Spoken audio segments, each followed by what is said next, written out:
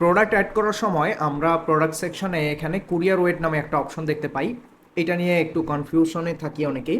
So এটা আসলে কি? এটা হচ্ছে আমাদের প্রোডাক্টের যে ওজনটা, সেটাই হচ্ছে কুরিয়ার ওয়েট হিসেবে আমরা দিব। কারণ কুরিয়ারে গেলে তো এটা পরিমাপ করতে হয়, আর ওই পরিমাপের উপরেই তো হচ্ছে আমাদের কুরিয়ারের যে টাকাটা ওইটা ফিক্স হয়, তাই না?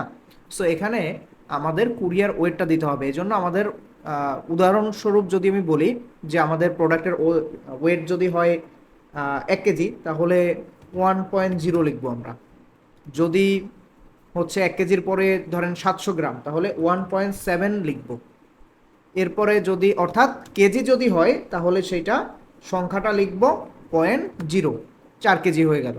আবার যদি এখানে গ্রাম হয় তাহলে ধরেন 250 গ্রাম, তাহলে 0.25। এইভাবে করে আমরা এটা ক্লিয়ার করতে পারি।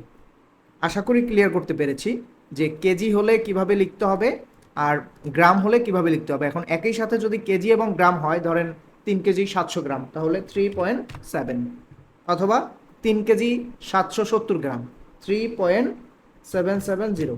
আবার যদি প্রোডাক্টের ভেরিয়েন্ট থাকে, তখন কিন্তু প্রত্যেকটা ভেরিয়েন্টের আবার আলাদা আলাদা যদি ওয়েট থাকে, যেমন আমাদের হচ্ছে অনেকের থাকে 500 গ্রাম, 1000 গ্রামের ভেরিয়েন্ট, বা এরকম যদি ভেরিয়েন্ট ওয়াইজ হচ্ছে আমাদের ওয়েট ভিন্ন হয়, তাহলে প্রত্যেকটা ভেরিয়েন্টের জন্য কিন্তু ওয়েট দিতে হবে।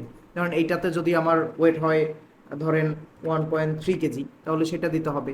তারপরে এটাতে যদি আমার ওয়েট হয় 2.5 কেজি, সেটা দিতে হবে। প্রত্যেকটা ভেরিয়েন্টের জন্য আলাদা আলাদা যদি আমার ওয়েট হয়, তাহলে সেই আলাদা আলাদা ওয়েট প্রত্যেকটা ভেরিয়েন্টের জন্য আমার দিয়ে দিতে হবে, এবং তারপরে একদম নিচে গিয়ে সেভ চেঞ্জেসে ক্লিক করতে হবে।